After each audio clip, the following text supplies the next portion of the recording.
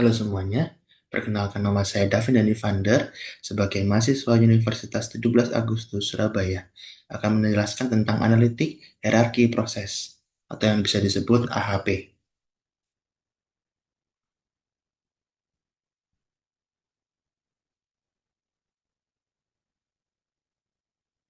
Kita mulai dari latar belakang dulu.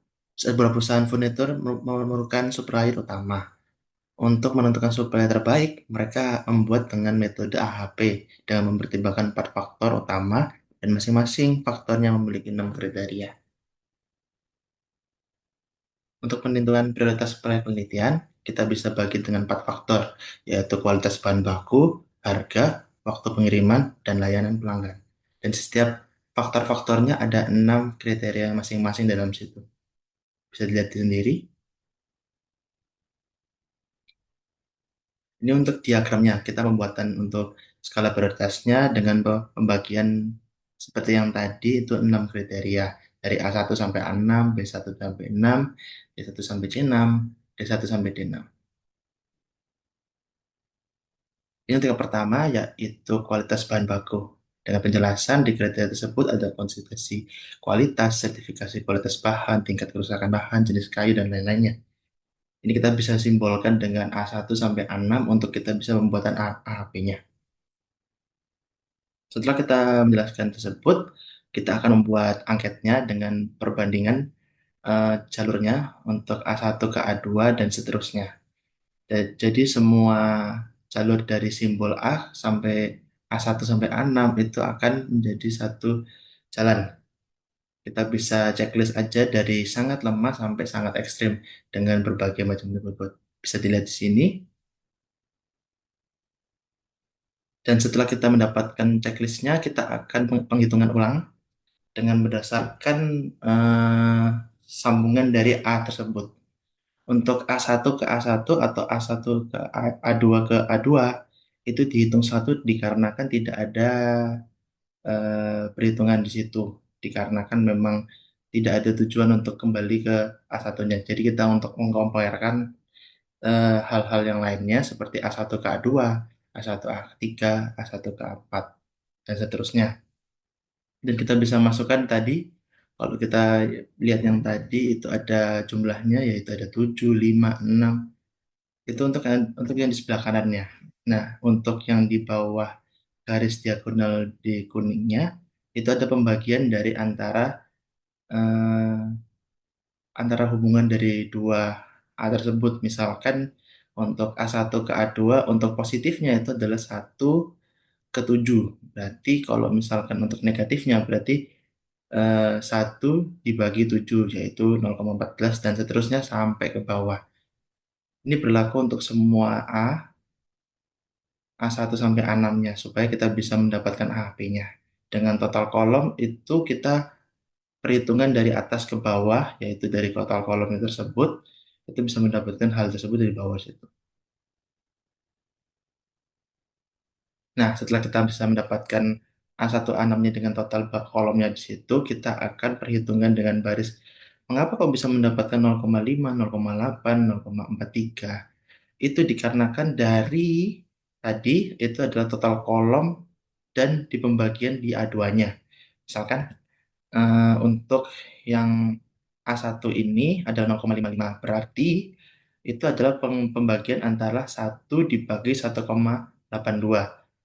Dari situ bisa bisa didapatkan sampai turunan ke bawah. Jadi dari total kolom yang di bawah dibagi dengan total apa dengan deskripsi yang sudah ada di atas itu. Jadi 0,5, 55, 0,08 itu dari pembagian dari 0,14 dibagi 1,82 seperti itu dan seterusnya.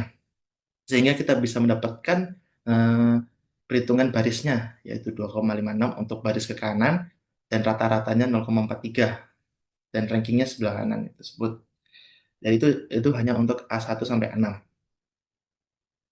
Sama juga untuk yang faktor kedua yaitu harga, kita simbolkan B1, B1, B6 dengan kriteria tersebut, harga per unit bahan, status harga dalam jangka panjang, diskon dan penawaran khusus dan lain-lainnya. Seperti yang tadi kita membuat angket untuk bisa checklist bagaimana hubungan antar kuatnya seperti apa. Apakah sangat kuat, cukup kuat, atau sama saja. Setelah itu sama seperti tadi, dimasukkan dengan angka realnya yang positif dulu, kemudian dibagi dengan angka diagonal dari kuningnya, dan bisa didapati dengan total kolom di bawah, dan pembagiannya seperti yang sama di atas ini. Kita bisa lihat sama bahwa rankingnya juga dengan 1 sampai 6.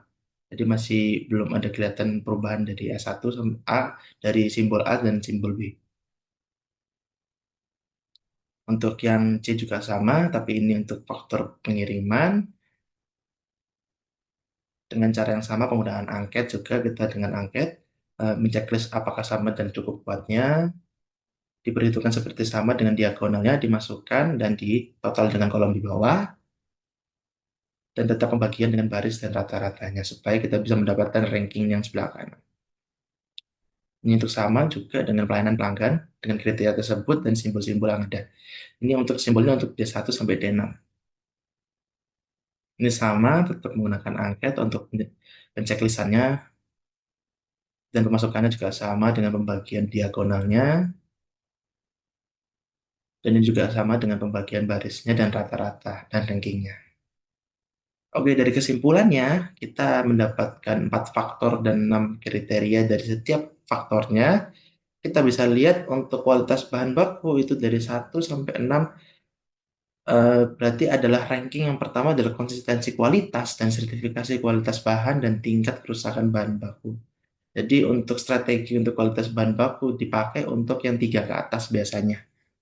Untuk yang harga juga sama, ini yang ranking pertama adalah harga per unit bahan, stabilisasi harga dalam jangka panjang, dan diskon penawaran yang khusus. Berarti itu sangat efektif sekali dalam angketannya.